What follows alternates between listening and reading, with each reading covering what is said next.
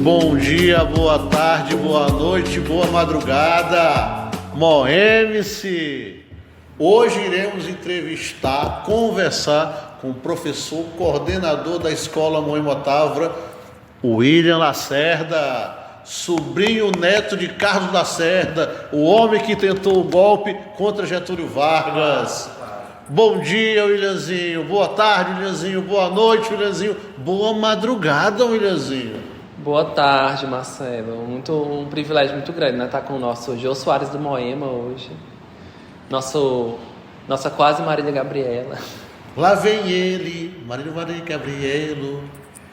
Williamzinho, se apresente aí para o nosso público. Marcelo, eu sou professor da Rede Estadual de Ensino do Ceará, né? Professor efetivo desde 2021, mas eu já estou na Rede de Educação tem 10 anos. Sou formado pela UFC, fiz graduação na UFC em História, entrei na graduação em 2010, saí em 2014 e tenho especialização em História do Brasil também, né? Pela UVA. Williamzinho, por que foi que você fez História? As pessoas pensam que fazer História, assim, né? A maior parte das pessoas pensam que fazer História, o estudante de História, ele quer ser professor, né? Porque é meio que natural, quando você faz História no Brasil, que é um país que não tem muita pesquisa, você acabar na sala de aula. Mas eu fiz História porque eu gostava muito de História. Não tinha planos assim na faculdade, ser professor não. Embora eu soubesse, né? Que é um caminho natural você ir para uma escola e dar aula, porque meus colegas todos faziam isso. Eu não tinha essa ideia assim de início. Eu gostava muito de História na época da escola. No ensino médio eu tive bons professores. Vale aqui citar, né? A Regina, do Liceu, o Felipe também, que eram professores maravilhosos. E aí, no conhecimento que eu comecei a ter, né, nessas aulas, que era um conhecimento histórico muito básico, eu comecei a me apaixonar pela História, né? E a minha família, ela pensava muito que... E tinha um negócio na minha família que era um negócio meio chato. As pessoas adoravam dizer que eu gostava... Eu falava muito, eu argumentava muito. E eu sempre fui assim. E não sei como surgiu a ideia de que eu ia ser advogado, né? Das vozes da cabeça da minha mãe, né? E da minha avó também. Que eu ia ser advogado. E foram alimentando muito tempo isso. E quando eu entrei, não vou denunciar a minha idade, né? Mas eu sou da última turma de vestibular da UFC. Uma transição entre Enem e vestibular, mas eu sou da última turma. Quem tiver curiosidade, pesquise aí, né?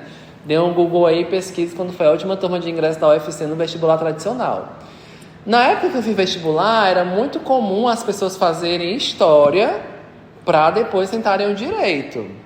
E aí eu fui contar para minha família, né, que eu ia fazer História, e as pessoas, né, ficavam imaginando, mas depois tu vai fazer Direito, mas aí depois tu vai fazer Direito, né, e eu, gente, isso não tá nos meus planos.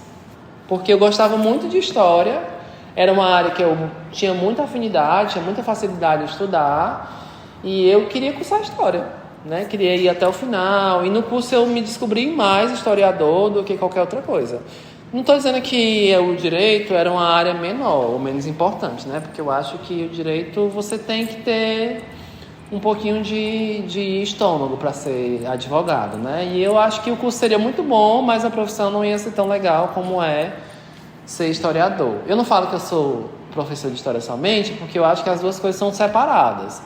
Você é historiador, né? Por profissão, por formação, por ofício, e você também é professor de história. Que de vez em quando as duas coisas, elas parecem que são a mesma coisa, mas não são. Porque, por exemplo, quando a gente estuda História, pelo menos a UFC, né? Ela vai lhe formar para você ser um historiador, né? Você vai ali conseguir habilidades, pesquisar, ter a habilidade de pesquisador, trabalhar com fontes, trabalhar com temporalidade. E aí você vai começando a ter a construção do que é ser um historiador. O professor de História, ele vem após a faculdade, que é completamente diferente, né? Eu, quando caí ali na sala de aula, meu Deus... Eu lembro que a primeira escola que eu dei aula, que eu fui pegar a turma mesmo, foi o Monsenhor Dourado. Não que eu esteja falando mal da escola, né? Não é isso, vai ficar público, né? Meu Deus. Não é isso, tá? Público que está ouvindo. Era uma escola que, com a minha pouca experiência, né, de domínio de sala, foi uma escola muito desafiadora para mim. Por quê? Porque eu estava acabando de sair da faculdade, tinha cursado ali, né?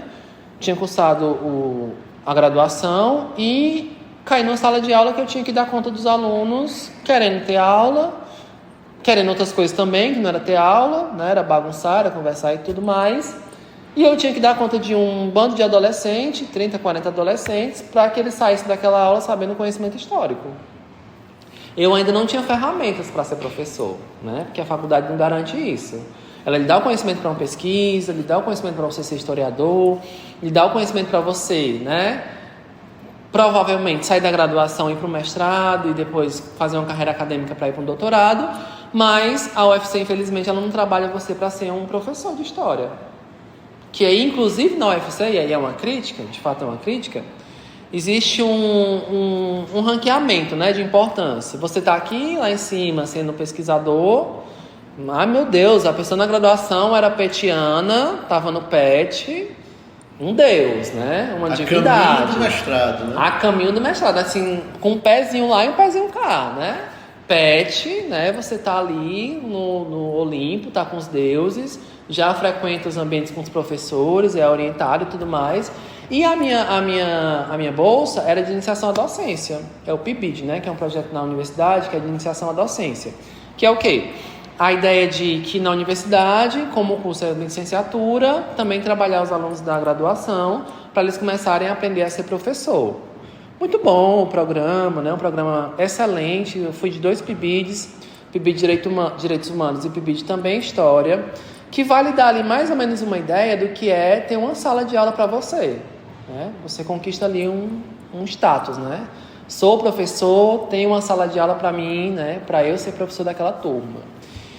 E embora seja um programa de iniciação à docência, ele não lhe prepara bem, porque a gente até tem um contato com os alunos, mas é um contato que é meio assim performático, né? Os alunos sabem que você não é o professor dele, você sabe que eles não são seus alunos, e aí você entra de vez em quando para fazer uma intervenção. Falar sobre um tema da história, falar sobre um tema de direitos humanos e tal. E isso é meio que morre ali. Diferente de você ter uma jornada de um ano letivo, né? Que você pega uma turma, você vai trabalhando as dificuldades dela, quer que eles tenham meta, onde é que eles vão chegar como turma, qual é o conhecimento histórico que eles vão ter, né? Que são necessários para eles aprovarem para o próximo ano, as dificuldades das avaliações, a burocracia, preenchimento de sistema. Então, tudo isso a universidade não lhe prepara, né? Então, eu tive que ir aos pouquinhos construindo isso. E foi um pouco difícil, porque a jornada de um professor no Brasil e no Ceará, né, ela é um pouco complicada. Eu concordo 100% contigo. Por mais que na letra só tenha a licenciatura, mas parece, pelo menos na minha época, parecia um bacharelado. A gente via umas disciplinazinhas, uma didática 1, uma didática 2, psicologia educação 1, psicologia educação 2, estrutura e funcionamento do ensino fundamental e médio. Aí, no meu caso, 2 disciplinas de estágio, uma estágio de literatura, que a professora deixou a gente solto, e a outra é um estágio de língua portuguesa, onde foi realmente bem feito, bem acompanhado, mas eu já dava aula desde lá do 3º semestre. Eu fui aprender dando aula comigo mesmo. Sim. Sofrendo na mão de aluno e aprendendo como conviver com aquilo ali. É aprender fazendo, né? Aprender fazendo de forma que você vá ganhando ali as habilidades para saber negociar com os meninos, né? Eu acho que isso é bom para mim, eu acho que vale a pena citar aqui, que eu estava até conversando com os colegas professores que eu nunca tive problema com aluno, e de fato eu nunca tive. Não que os alunos não me desafiassem, porque eu sou um homem gay, né? E aí, um desafio de um professor gay, de início de carreira, eles primeiro quererem que você seja diminuído pela sua sexualidade. As piadinhas homofóbicas, né? As brincadeirinhas, o duvidar do professor como profissional, porque ele é gay.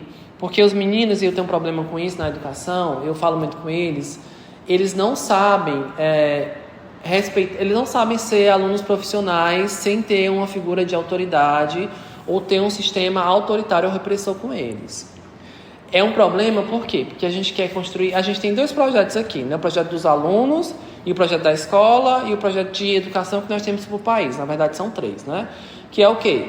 que esses alunos sejam alunos protagonistas, né? Que eles estejam aqui por vontade própria, que eles queiram estar na escola, que eles realizem, né, a educação de forma a levar eles para um outro caminho. Só que para eles estão aqui obrigados. Né? É como se fosse muito sofrido para eles virem para cá. E eles constantemente precisam de uma figura de autoridade, de poder, que vai, né, reprimir eles para que eles permaneçam aqui. E aí, nesse lugar que eu estava de início, né, de ser professor e ser um homem gay, eles me testavam muito. Testavam minha autoridade, né, queriam me diminuir como professor. E nesse iniciozinho eu não conseguia ter uma leveza com eles. Eu era extremamente carrasco, né, com a forma que eu avaliava, com a minha aula, né? Até eu me sentir à vontade mesmo, à vontade, de dar uma boa aula. Então, é tanto que eu ouvia muita crítica no início. Que eu não sabia ensinar, que eu era um professor muito difícil, que eles não gostavam de mim e tal e tudo mais. Não porque eu fosse essa pessoa, né? Mas porque, para eu sobreviver naquele ambiente que é de hostilidade, porque era um ambiente muito preconceituoso, eu tinha que provar uma força e um poder que não era meu, naturalmente meu, mas que eu tinha que ensaiar e ensinar ali com eles para que eles me respeitassem. Mas aí eu acho que é um lugar de muita dificuldade, você ter que ser o que você não é, né? Eu sou uma pessoa mais tranquila, eu gosto de conversar com eles, eu me divirto com os alunos, eu estou aqui me divertindo com eles grande parte das vezes.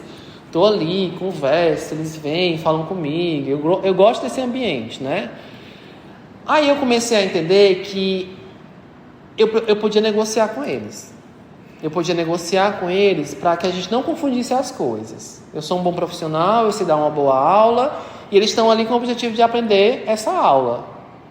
Quando eu comecei a entender isso, né, que eles não necessariamente precisam de uma figura de autoridade que é carrasca, que tem um poder muito forte, que vai inclusive anular eles como ser humano e como alunos, eu comecei a transitar nesses espaços.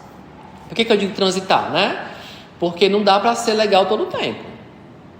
Você tem ali um negócio a realizar, que é a sua aula tem que acontecer. Mas eu negociava, gente, a gente tem um objetivo aqui principal nessa aula, que é o quê? A gente aprender história. Vocês vão perceber que o negócio não é sofrido, né? Eu vou dar exemplos do cotidiano, a gente vai pensar o Brasil, a gente vai pensar o contexto do mundo, a gente vai pensar, né, algumas particularidades. Vai ser interessante se vocês derem uma chance. Outra coisa que eu fazia muito, que eles gostavam muito também, né, quando eu estava em sala de aula, era saber como é que eles estavam na disciplina. Porque eu nunca fui um professor que achava que eu estava dominando tudo, sabendo de tudo, arrasando, dando um show, né, mega professor, mega aula. Não, eu nunca tive essa vaidade. Eu sempre tentava saber com eles como é que eles estavam na aula de história. E aí, gente, deu certo semestre passado? A gente conseguiu, né? Tem alguma coisa que eu posso melhorar e tal? E aí eu acho que eles percebiam, né, essa tentativa de construir uma disciplina que fosse também uma disciplina participativa. Que eles conseguissem participar e que eles também não ficassem ali naquele negócio de só estudante, só ouvindo, só participando de forma passiva, que também fosse um sujeito ativo nesse negócio. Daí eu comecei a achar a história muito legal, quando eu me tornei professor de história, que é uma jornada, né? A gente vai, né, de início, aprendendo, tentando saber como é que o negócio funciona. Depois de 10 anos a gente tem até uma bagagenzinha boa. Mas eu acho que até na metade eu pensava assim, né? Será que é isso que eu quero mesmo, né? Será que eu não posso fazer assim outra coisa da minha vida, que não seja ser professor? E um agravante nisso é que eu era temporário. Aí a vida de temporário, Marcelo, não é fácil. Não é nada fácil, porque... E eu tô lembrando aqui, né? Uma coisa que eu sentia muita falta no iníciozinho, quando eu era temporário, era das relações que eu criava em determinadas escolas, determinados grupos de professores, grupos de alunos, e isso precisava ser rompido. Eu sofria muito. Isso foi o grande motivador de eu passar num concurso. Porque eu não queria mais aquilo, sabe? Era muito desgastante. É porque todo ano é um começo, né? Você vai, por exemplo, eu estou aqui no Moema tem 4 anos. E eu tenho laços aqui. Eu tenho, né, amizades, a gente tem relação de trabalho, mas também são relações de amizades que se formam. E imagina aí, todo ano você passa 1 ano, 2 anos, e aí você tem que recomeçar. Recomeçando sempre. Recomeçar. Até na profissão, né, como professor, é difícil.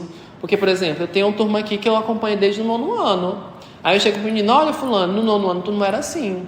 Por que tu tá assim agora, né? Tu era um menino tão bom, tão bacana, tão dedicado. Por que tu mudou? Ou seja, eu conheço o aluno, eu sei quem ele é, eu sei da jornada dele. Diferente de eu chegar na escola como novato e pegar uma turma que já está junto há 6 anos, né? Que às vezes tem turma de fundamental e médio que são a mesma turma, mas agora com a realidade integral. Está junto há 3 anos, eles se conhecem, mas eles não me conhecem e eu não conheço eles. Então, eu romper a barreira de início, eu estabelecer um contato com eles, é tudo muito, muito difícil, né, do início. Até que eles confiem em mim como professor, eu saiba como é que eles estão se desenvolvendo na história. Então, é um tempo muito grande que a gente leva e que, às vezes, vai se encerrar a minha jornada naquela escola, porque eu, como temporário, eu tinha que ir para outra escola também, talvez, no outro ano. E a realidade de contato aluno e professor, né, que também é uma realidade de ensino e aprendizagem, ela nunca ia se realizar. Daí eu tenho uma crítica, né, à política de temporários do Estado também, que é uma política que, né, é uma política muito feita aqui no Estado. Se a gente for levantar os dados da última vez que fizeram esse levantamento, mais de 60% da rede era temporária, né? Então é um número muito grande de temporário, que precariza a profissão de professor, porque professor, né, valorizado, é um professor que tem estabilidade, é um professor que tem condições de realizar todo o seu trabalho, mas que também fragiliza a relação de aprendizagem com o aluno, porque o aluno também fica prejudicado nisso, né? Fora o tempo que passa sem o professor, na troca, que às vezes o contrato não é feito a tempo, não há tempo de chegar um professor, né, para que o aluno não fique sem aula. Aí quando chega, o professor está desenvolvendo um trabalho, talvez tenha que mudar de professor de novo. Então, para o aluno é péssimo. Ele não tem vantagem nisso, né? É tudo péssimo. É péssimo para o professor, é péssimo para o aluno, é péssimo para a escola. Então, tudo na relação com o temporário é difícil. Eu não estou dizendo aqui que não vai ter mais temporário. Não é isso, né? Temporário tem que haver, porque as particularidades acontecem. Todo mundo adoece, tem que se afastar, alguém vai estudar, tem um afastamento para isso. Aí, em situação excepcional, é que deveria vir um temporário. Não virando quase que uma regra, né? Que é como se faz aqui no estado do Ceará, quase. Williamzinho, a gente começou a conversa e você falou de 2 professores seus que marcaram a tua vida, professores de história. Fale deles pra gente. Essa história é boa, obrigado por ter lembrado, Marcela. Na verdade, a minha vida no trabalho, ela é uma graça, porque eu vivo encontrando colegas, né? A gente percebe aqui, né?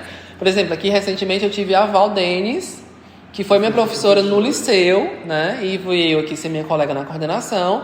E agora tem o Paulão, que foi meu professor também no ensino médio de matemática, e agora é meu colega aqui na escola como professor.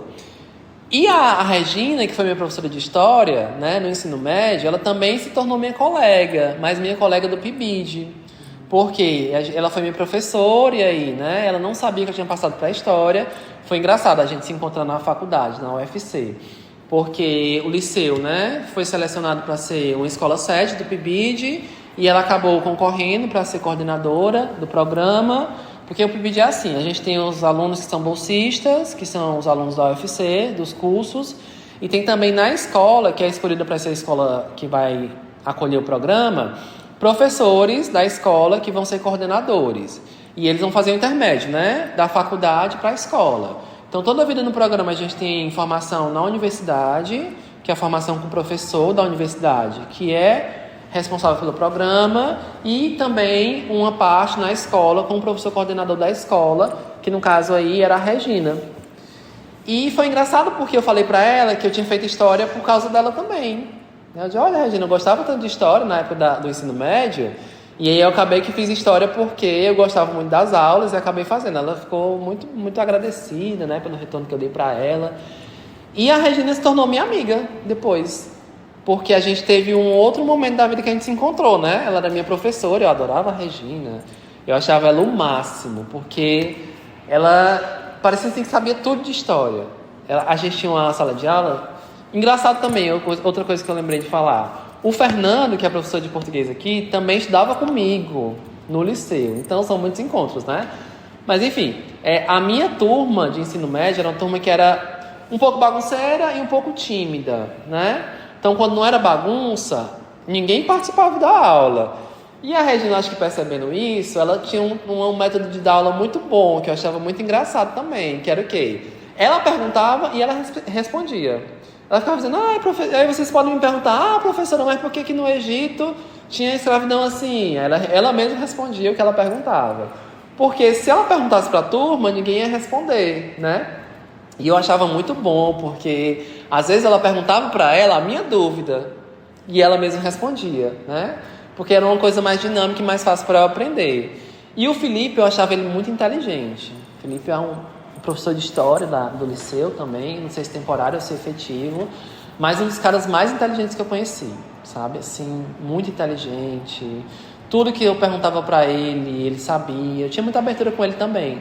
De ter curiosidade histórica e perguntar a ele e saber dele, se ele conseguia me explicar um conteúdo tal, ele sempre vinha com informação a mais, sempre me trazia, né, algo mais interessante para eu pesquisar, que eu acho que era algo que eu também, na minha profissão de professor, tentava fazer com os alunos, né? Sempre dar a eles também uma possibilidade de eles pensarem um pouquinho além, porque o conteúdo é muito limitado. Eu trabalhava no Paulo Petrola, eu gosto de falar do Paulo Petrola, né, sabe? Trabalhava no Paulo Petrola e aí, por ser uma escola de tempo integral e profissionalizante, os meninos tinham um nível maior. E eles vinham com perguntas muito boas para mim, que às vezes eu nem sabia, né, responder ao certo, assim, a gente nunca sabe tudo, né? E eu ficava dizendo, não, mas tente pesquisar isso, tente ver aquilo, tente fazer tal coisa. E era bom trabalhar lá porque os alunos me motivavam, sabe? Eles me desafiavam como professor. É bom a gente trabalhar a escola assim, né, que a gente é desafiado. E quando a gente está numa escola que os alunos não desafiam você como professor, você acaba perdendo a vontade, né?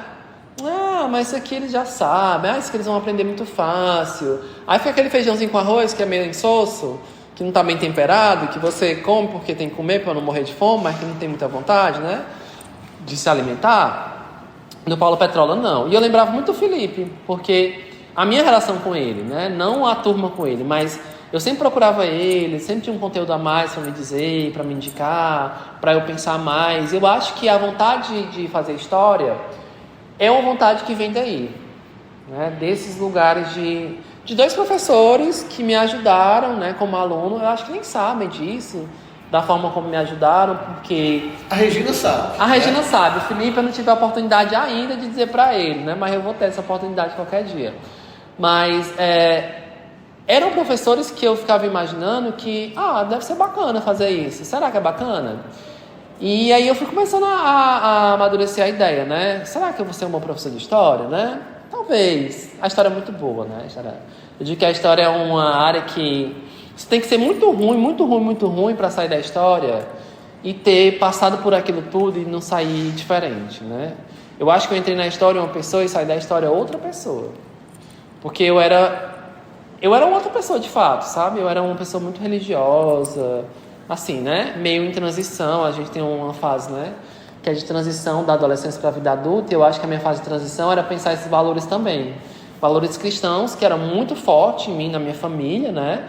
Mas que não podiam ser meus. Por quê? Porque eu era um homem gay. Agora entrando no lado pessoal um pouquinho, né? Por quê? Porque a religião, ela não me compreende na sua inteireza, né? Ela não vai me compreender como um todo. E eu já tinha muitas dúvidas nessa transição entre a adolescência e a fase adulta, que era a época também que eu estava me preparando para o vestibular para ser aprovado na UFC. E ter feito história me deu a certeza de que eu não podia participar mais de um contexto cristão, né? E era um homem assim, né, muito retraído, muito pouco resolvido com a minha sexualidade. E eu digo que a história ela é um divisor de águas porque você vai vendo que a vida é dinâmica, né? A história é dinâmica, as coisas acontecem numa dinâmica que é diferente do círculo da vida, ela é diferente para todas as pessoas que fazem a história acontecer. A roda da história, né, ela é muito diferente porque é marcada por marcadores sociais, por marcadores de classe. E eu não tinha essa visão, sabe? Eu sempre fui uma pessoa muito pobre mesmo, bem pobre, muito revoltado com a pobreza. Eu vivia revoltado com a pobreza. Eu sou uma pessoa muito revoltada com a pobreza. Eu acho que ter feito história só aumenta a minha revolta. Não igual alguns colegas, né, que a gente tem, que são revoltados demais, que aqui a gente vai deixar em off essa parte, mas que Eu venho de um lugar de revolta, né? E eu acho que fazer história, ela lhe dá ali uma organização de como gerir essa revolta, de como gerenciar essa revolta, né? Eu sempre falei para os alunos que a nossa obrigação como pobre, eu sempre dei aula em lugares periféricos, né? A obrigação do aluno como pobre é uma obrigação que é estudar. Porque eu sou uma pessoa que sempre fui muito pobre, né? Pobre assim, bem paupérrimo mesmo, de ter passado dificuldade na infância. E a forma que eu consegui, né, de ter mobilidade social foi estudando. Aí eu não dou a pílula não, né? Era difícil, eu comecei a trabalhar com 15 anos, e era trabalho, cursinho, depois trabalho em faculdade, até consegui uma bolsa na faculdade, consegui só estudar. É um caminho difícil, é um caminho que a gente não vai dizer que é fácil, né, a gente trilhar. Mas é um caminho também que vai lhe preparando para se organizar como pessoa e organizar também as suas raivas, né, as suas lutas. Porque não adianta uma raiva, uma revolta sem sentido e sem organização. Eu posso me revoltar muito com o capitalismo, posso me revoltar muito com a desigualdade social, com os marcadores sociais que são, né, gênero, classe, raça, mas isso fica só em mim. Isso é uma revolta que eu não consigo comunicar, que eu não consigo, né, elaborar como algo que seja entendido e que eu não consiga passar para os alunos que isso tem que ser organizado. E eu, na faculdade, eu aprendi a me organizar, né, como um sujeito revoltado. Por que eu digo isso? Porque é muito fácil você acabar sendo lido como alguém histérico, como alguém, né, irracional, como alguém que só quer reclamar, como alguém, né, que tem reclamações que às vezes não fazem sentido. Quando você não é organizado, as pessoas lhe leem assim. Por mais que você não seja esse sujeito, se você só grita e não sabe, né, organizar suas ideias e comunicar como as coisas estão sendo violentas para você, você acaba sendo lido como uma pessoa maluca, né? De vez em quando os meninos estão revoltados aqui. Eles chegam lá dizendo, um menino nesse instante estava me dizendo, professor, sofreu injustiça porque disseram que foi eu que quebrei não sei o que e tal, e não sei o que, e aí ele estava dizendo um monte de palavrão também, né? Revoltado que tinham acusado ele. Eu, sim, meu filho, mas alguém viu você quebrando isso? Não, ninguém viu não. E quem foi que disse que você quebrou? Foi fulano de tal. Então, aí você vai, né? A gente vai conversar com fulano, a gente vai saber e tal. Então, essa raiva que ele estava me mostrando é uma raiva que pode ser até legítima. Por quê? Porque ele talvez esteja sofrendo uma injustiça, os colegas talvez, né, estejam querendo, né, jogar a culpa para ele, ou talvez ele esteja mentindo, né, talvez tenha sido ele mesmo.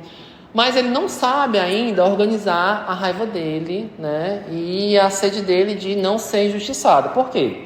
Porque talvez ele já venha num lugar de muita injustiça, que é a vida dele, né? Que é a situação que ele vive. Então eu também estava nesse lugar muitas vezes, sabe? Morando em lugares que eram muito precários, né? Passando por muitas dificuldades, muitas ausências. Dando aqui um contexto, né? Meu ciclo familiar é um ciclo familiar, né? Que não é nuclear, fui criado pela minha avó, a minha mãe não me criou, então é uma família que não tinha estrutura aqui, né? Normalmente as pessoas que são mais organizadas, têm uma organização psicológica, financeira, familiar, tem. Então isso já é um lugar de violência, né? Bastante presente na vida de alguém que vai se desenvolvendo. E os meninos que estão aqui na escola, que estão em outras escolas, eles já têm esse lugar de revolta, que é a vida deles. Aí você tem que saber, né, e a educação lhe dá muito isso, se você for uma pessoa sábia, se você tiver a oportunidade de saber, né, aproveitar o que vai lhe chegando como uma oportunidade, sem querer ser coach, né, sem querer dizer que todo mundo tem as 24 horas, todo mundo consegue fazer tudo partindo do mesmo ponto, porque não é isso. Mas eu digo que eu soube aproveitar muitas oportunidades que chegaram para mim, né? Eu não tive condição, Marcelo, de fazer a universidade pública. Não tinha. A minha educação é uma educação muito deficiente, né? Que eu tive que correr muito atrás. Eu sou do fundamental, que era teleensino. Então, eu não tenho um fundamental bem feito. Teleensino era, para quem está ouvindo e não sabe, né? Teleensino era um modelo de educação que existia no estado do Ceará e acho que no Brasil todo. Que o professor era TV. Que o professor era TV. Canal 5. É, uma educação extremamente precarizada, que você tinha uma TV em cada sala, não sei se alguém já viu, né? Mas ficaram só os caixotes, né? Nas salas de aulas. E cada sala de aula tinha uma TV, que era uma videoaula que se passava, e tinha um professor que era um professor quase orientador ali, monitor, que no meu caso era uma professora muito fumante. Eu acho que eu peguei essa professora por 3 anos. Ela fumava em sala de aula, professor? Não, era pior. vai piorar. Ela saía para fumar e ela deixava a gente sozinho lá. E toda vez que ela saía para fumar, a gente mudava para um desenho. Então, o meu ensino fundamental era ensino fundamental feito assistindo entretenimento, desenho. A gente amava, eu amava assistir. Eu amava quando ela saía, fumar. Às vezes ela ficava na porta fumando, jogando a fumaça pro lado de fora, né? Mas eu amava, né? Na época, cabeça de criança, né? Amava ter a professora fora de sala de aula e a gente mudar de canal, porque a gente não tinha o controle, mas tinha um botãozinho, e aí tinha uns colegas que eram muito magrinhos, e passava pela grade, a mãozinha, ia lá no botão e mudava o canal. Eu amava essa diversão que eu tinha toda manhã, né? Mas, pra minha vida, isso foi um grande problema. Por quê? Porque eu não tive um bom fundamento, né? Eu não tive um bom fundamental. E aí, isso me prejudicava muito no ensino médio. E eu tinha muita vontade de não ser mais pobre. É até legítimo, né? Não é... E eu tinha muito problema com isso, sabe? Lembrando agora, né? De vontade de não ser mais pobre. Porque parecia que eu tinha que negar a minha família e a minha existência, que era uma existência pobre. Pareceu, né? Durante muito tempo que eu era muito soberbo em tentar mudar isso. Eu era muito besta. Porque algumas pessoas da minha família começavam a achar que eu era muito besta. Que queria outras coisas, né? Ficavam dizendo, tu nunca vai passar no vestibular. Não, isso não é pra ti e tal, né? Tem que trabalhar, não sei o quê. Mas eu ficava achando, gente, se eu for reproduzir tudo... E aí eu já tinha uma maturidade para isso, né? Que eu tive que amadurecer muito cedo nessa realidade toda, né? De amadurecimento, de adultização mesmo, sabe, Marcelo? Que é o quê? Você tem que dar conta de uma vida que é uma vida pobre. E você tem que saber que se você não der conta disso, não souber gerenciar as suas escolhas, né, as suas atitudes aqui, essa vida pobre, ela vai lhe acompanhar até o final da sua vida. E eu soube e aprendi isso muito, muito rapidamente, né, muito cedo. Que não queria isso para minha vida. E aí, só tive a oportunidade de estudar quando uma amiga da minha avó, que era, né, uma vizinha de frente, que a minha avó morava no kitnet, a gente morava com ela, eu e minha irmã, né, morava com ela no kitnet, e eram amigas muito tempo, porque, né, se conheciam da rua. E ela era servidora da UFC, resolveu me matricular no Sintufse. Eu, como dependente dela, fazendo essa matrícula. Aí pronto, foi um ponto de virada para mim. Porque eu, com certeza, se não tivesse essa ajuda, esse auxílio, né, eu não conseguiria ter passado. E como eu não consegui passar, porque quando eu comecei a estudar no Sintufse, eu comecei a estudar ainda no terceiro ano. E era extremamente cansativo, porque eu tinha que ir no início, no liceu, né, no terceiro ano. De manhã eu ia para a escola, pro terceiro ano. À tarde eu tinha que fazer um estágio, porque eu não podia deixar de trabalhar. E era um estágio no Super Lagoa, um supermercado que tem ali no centro. E à noite eu ia para o cursinho pré-vestibular, que era o Sintufse, que foi assim um fiasco. Eu fiquei muito frustrado na primeira vez, no primeiro ano, porque eu não consegui ter um bom resultado.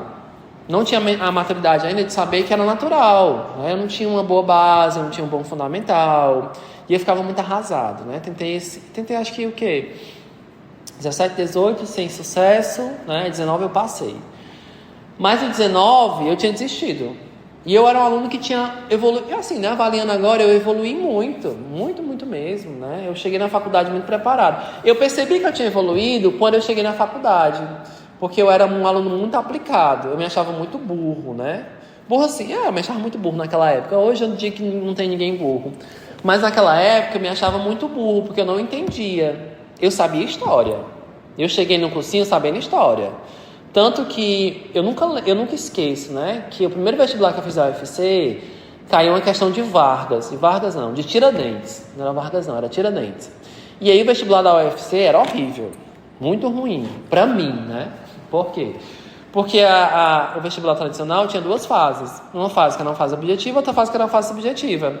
E aí eram 8 questões subjetivas que eu tinha que escrever sobre história. E eu... Meu Deus!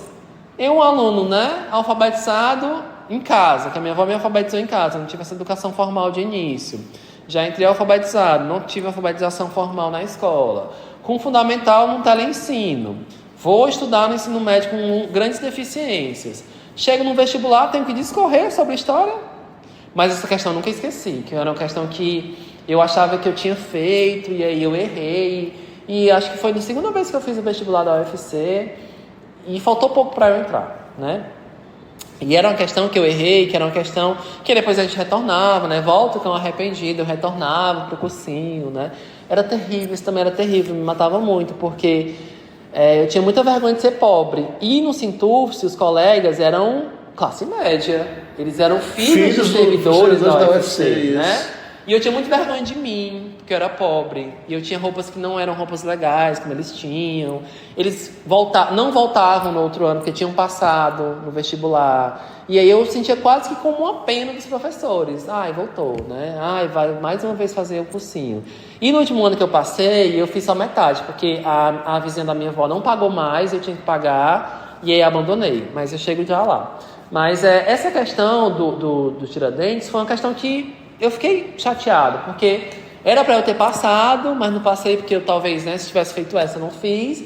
E era uma questão que perguntava assim, como numa ideia, né, de mudança do Brasil, né, que era um Brasil colonial, né, um Brasil depois republicano, como que a figura do Tiradentes ela foi se modificando? Né?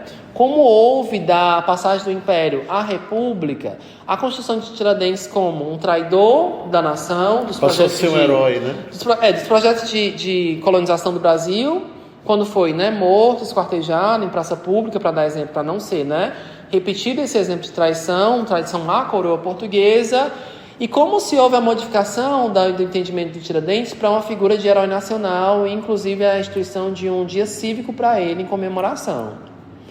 Eu sei isso antes de entrar na história. Por quê? Porque eu tive que aprender quando eu errei essa questão, né?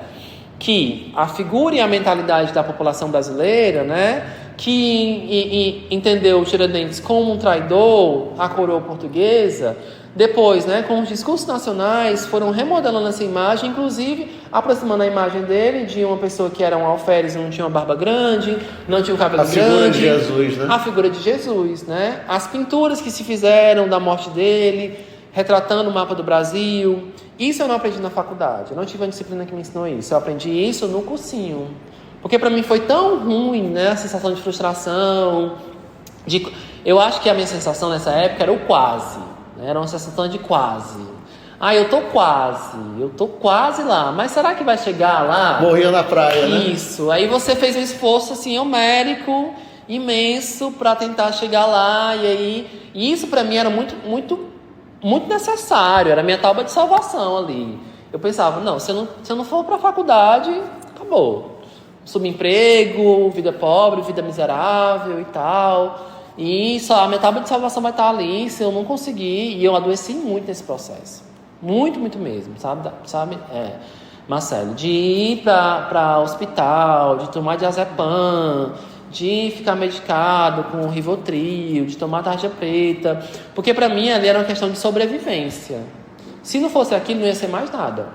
É óbvio que não existe isso, né? Claro que eu ia viver. Mas vai dizer isso para um jovem William de 18, 17 anos. Eu ia viver de forma precária? Eu ia viver de forma com algumas privações. Ia frustrado? Imensas. Eu ia ter ali, né, uma ideia de que um potencial bom, que poderia ser aproveitado, que poderia muito bem, né, ser uma pessoa que foi... E isso era um sentimento que eu tinha com a minha família, sabe, Marcelo? Porque a minha mãe e a minha avó são mulheres muito... A minha avó era falecida, né? Era uma mulher muito inteligente. Ela sempre me contava que ela queria ter feito contabilidade ou administração. Ela era muito boa com cálculo. Tudo que se perguntava com ela de cálculo, ela sabia de cabeça.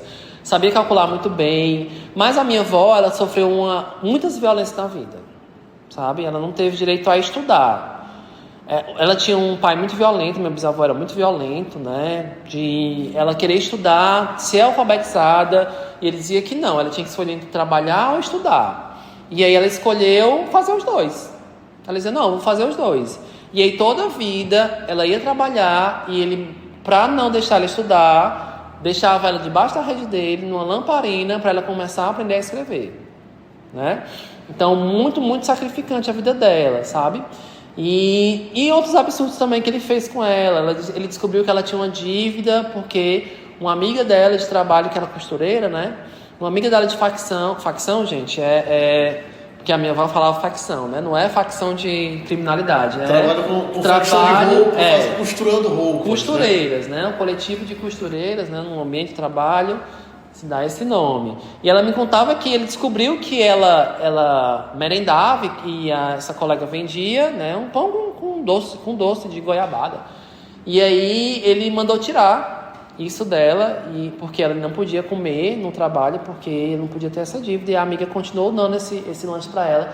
Mas para dar um contexto aqui, muita privação, sabe? Mulheres muito inteligentes, que com certeza, né, tinham um potencial muito bom. A minha mãe também, né, não conseguiu fazer uma graduação, não conseguiu ter um curso superior, mas é uma mulher muito inteligente.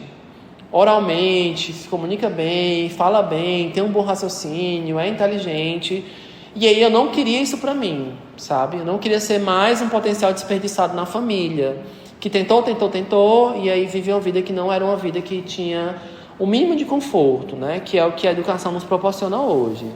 E falando disso, eu me lembro também que, engraçado, né? Minha família tem muitos potenciais que são potenciais que não foram aproveitados. Eu fui alfabetizado em casa. A minha avó me alfabetizou em casa. Eu adorava eu detestava assim a alfabetização, mas gostava muito de estar em casa, né?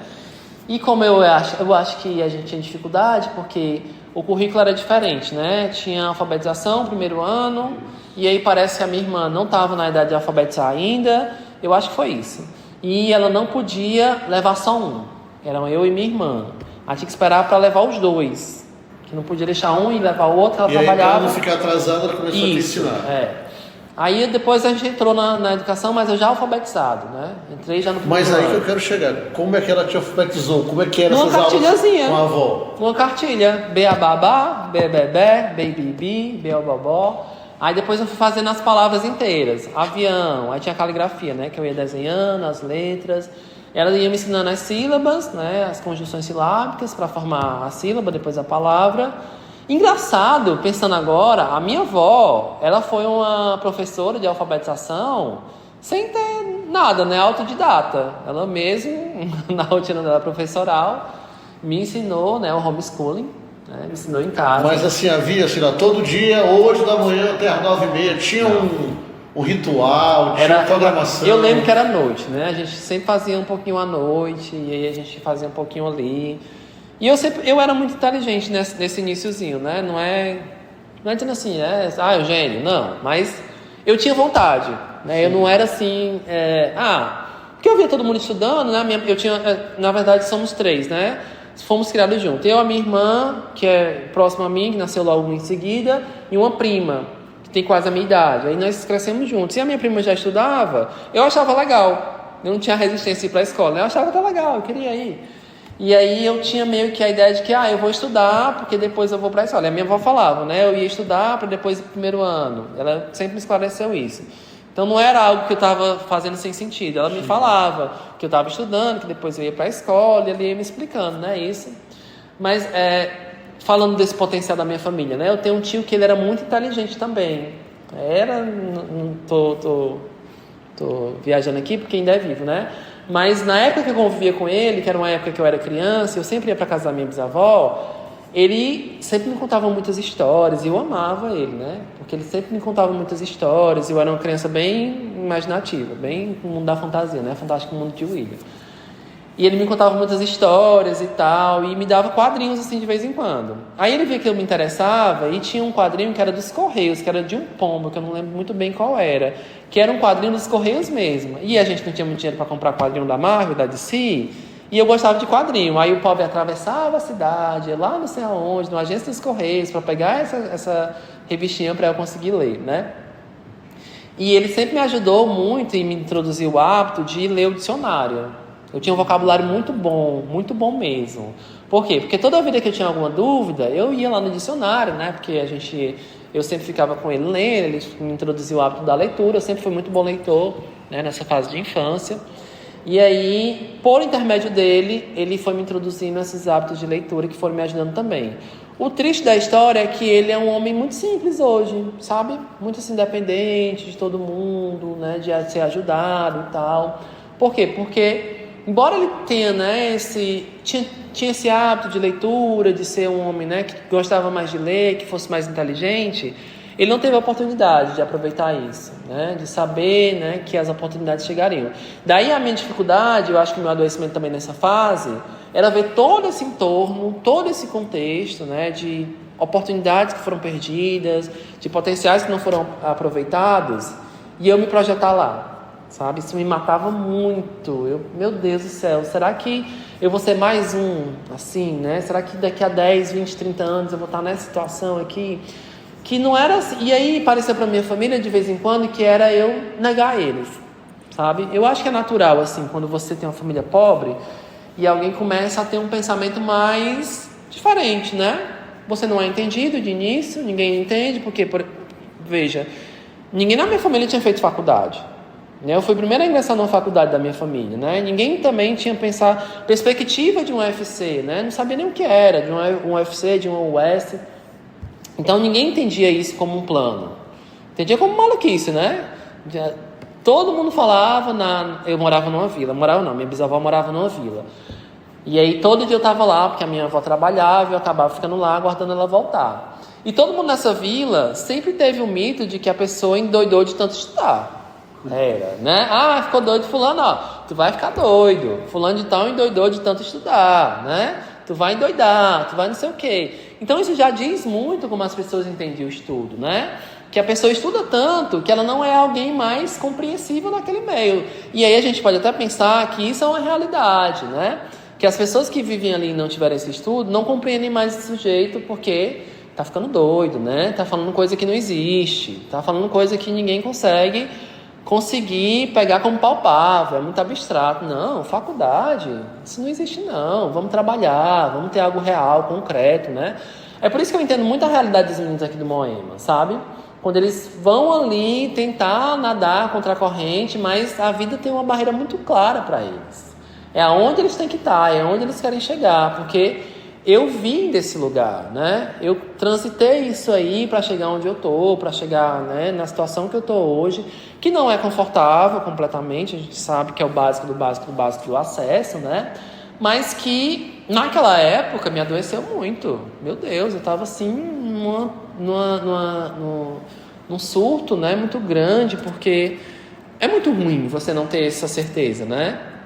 Você ser um jovem que está querendo construir algo e não ter a certeza de que você vai conseguir cursar, ingressar. Tanto que quando eu vi meu nome lá como alguém que foi aprovado, eu fiquei muito feliz, muito contente, né? Chorei muito na aprovação e tal.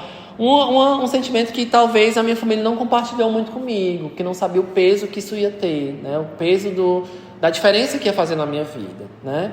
Mas eu sempre fui muito esforçado, como eu estava contando aqui. Quando eu entrei na faculdade, eu percebi que eu era o aluno mais preparado da minha turma, né? Não por vaidade, né? Mas nem por preparo completamente, mas porque eu já tinha uma rotina de estudar sozinho, né? Uma rotina de poder pegar ali um estudo e ir por mim mesmo estudando.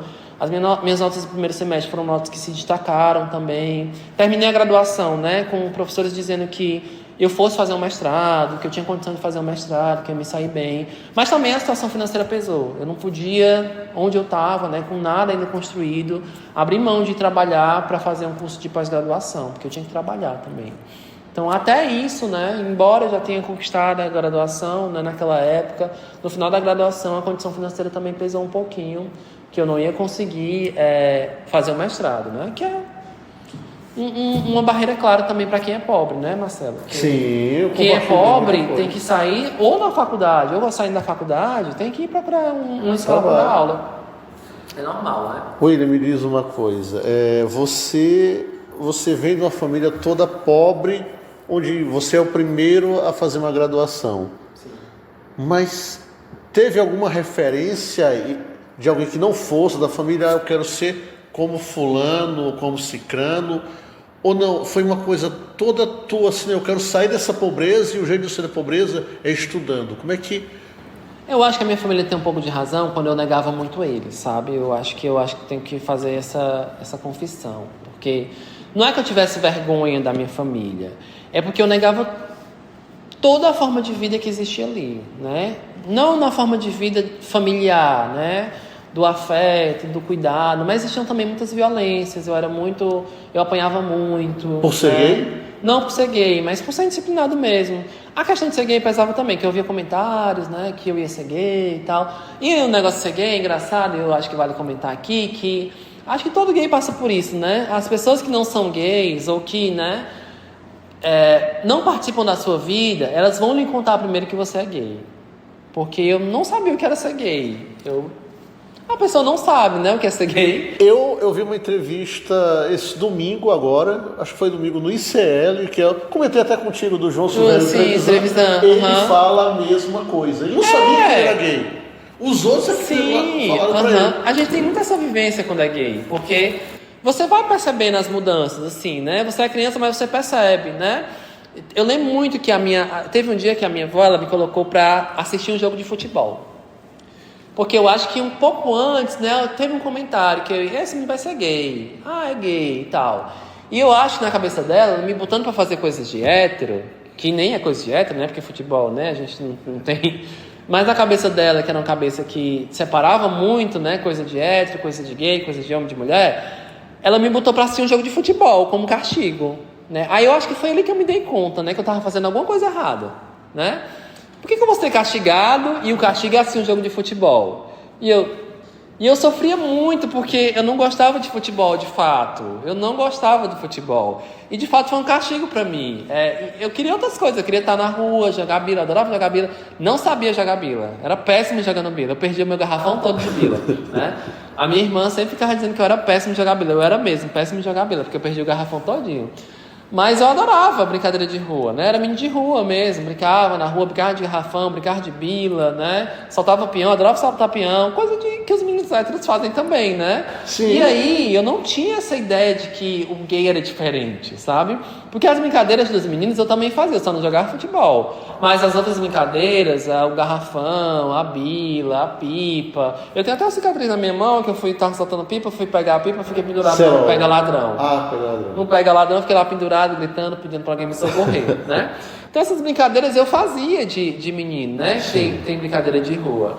Mas aí eu ia percebendo os olhares, ia percebendo, né, os comentários. Quando a gente vai ficando maiorzinho, né, os comentários vão se aprofundando, porque você vai entendendo mais a sua vida, quem você é. Mas eu não tinha libido nessa época. Não tinha assim, Era né? criança. Eu era criança, eu não tinha desejo por ninguém, eu não tinha vontade por ninguém. Tanto que eu perdi minha virgindade com 18 anos, porque eu tinha outros planos para a minha vida, né? Eu pensava que a minha prioridade não era namorar ninguém, a minha prioridade era estudar. Eu tinha sempre isso muito claro na minha vida, né?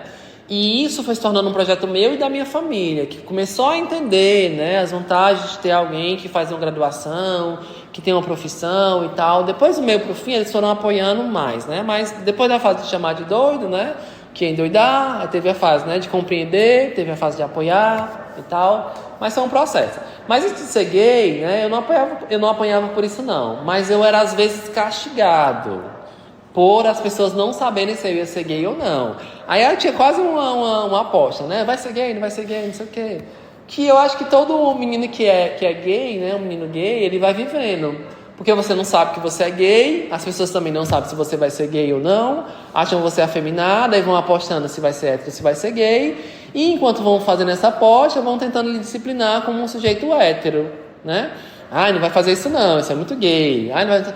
E eu lembro outra coisa também que é muito engraçada, que eu acabei de lembrar, que me denunciou muito sendo gay, que tinha sempre aqueles programas que iam escolher boy band e girl band, né? Que era no Gugu e tal. E teve uma época que escolheram Ruge e teve outra época que escolheram Bros. Nessa época, sim, eu já tinha desejo. E eu tinha um menino muito bom, que era o Matheus, nessa banda, nessa boy band, que eu fiquei apaixonado por ele. Muito apaixonado. Foi a primeira vez que você apaixonou por um homem? Foi a primeira vez que eu percebi algo diferente em relação a um homem. Isso tinha, né? 13 anos? Eu acho que já era adolescentezinho ali, né? Já na fase da adolescência, começando a entender os desejos, as vontades e tal. E eu pedi muito pra minha avó o CD do Bros, porque tinha o Matheus no CD. E ela não entendia muito bem porque eu queria CD do Bros, e aí de vez em quando eu pegava alguma cor que saía dele e tal, não sei o quê. E aí eu acho que me denunciava mais, sabe? Essa fixação por essa pessoa, né? Que era o Matheus do Bros. Lembro até do nome dele, né? Uma banda que ninguém deve mais nem lembrar, Se não lembrem, pesquisem, Bros. Mas vamos voltar, Mateus. daí tu começa a querer se distanciar da família, consegue aí- reconhecer isso. TDAH, gente.